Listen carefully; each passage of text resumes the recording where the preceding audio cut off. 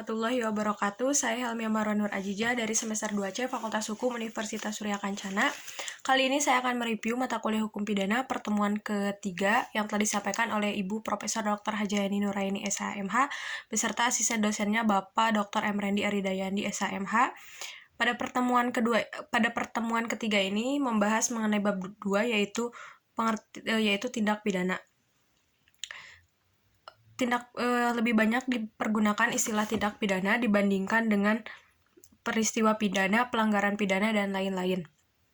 Alasannya karena dari segi sosio-yuridis hampir semua perundang-undangan pidana menggunakan kata tindak pidana. Kemudian semua instansi penegak hukum dan aparat menggunakan istilah tindak pidana. Para mahasiswa pun mengikuti tradisi dan kebiasaan menggunakan istilah tindak pidana dibandingkan dengan perbuatan pidana. Contohnya seperti Undang-Undang Nomor 7 Tahun 1955 tentang tindak pidana ekonomi dan lain-lain. Pengertian tindak pidana merupakan pengertian yuridis yang berbeda dengan istilah kejahatan atau perbuatan jahat.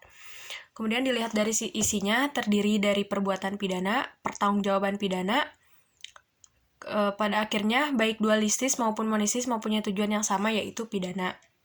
Kemudian ada unsur-unsur tindak pidana, ada unsur objektif yaitu perbuatan atau kelakuan.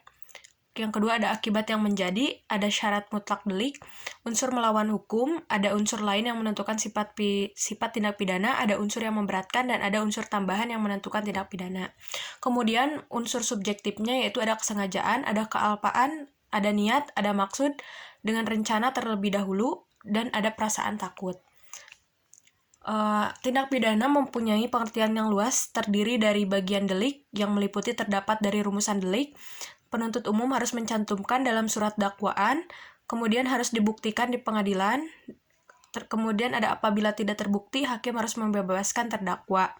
Kemudian ada elemen atau unsur delik, yang pertama tidak terdaftar dalam rumusan delik, hal yang dipertanggungjawabkan sesuatu tindakan, kemudian harus dianggap dan diisyaratkan dalam setiap rumusan delik, ada penuntut umum tidak perlu mencantumkan dalam surat dakwaan. Kemudian ada apabila hakim merasa ragu, maka harus melepaskan tertuduh dari segala tuntutan hukum. D. Ada teknik atau cara merumuskan tindak pidana. Dengan cara yang pertama hanya memberikan nama yuridis atau kualifikasi tanpa menyebutkan unsur-unsurnya. Kemudian ada hanya menentukan unsur-unsurnya tanpa memberikan kualifikasi atau nama yuridisnya. Yang ketiga memberikan kualifikasi dan unsur-unsur serta nama yuridisnya. Ada subjek tindak pidana yaitu 1. Hanya manusia untuk tindak pidana umum. Kemudian ada manusia dan korporasi untuk tindak pidana umum dan khusus.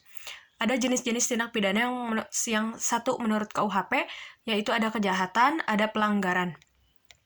Terus yang kedua yaitu menurut doktrin, yaitu adanya delik formil dan delik material, ada delik komisionis, delik omisionis, dan lain-lain, ada delik dolus dan delik culpa, ada delik tunggal dan delik berganda, ada delik aduan dan bukan delik aduan, kemudian ada delik politik dan delik umum, ada delik khusus dan delik umum. Mungkin itu yang dapat saya sampaikan, mohon maaf banyak kesalahan. Wassalamualaikum warahmatullahi wabarakatuh.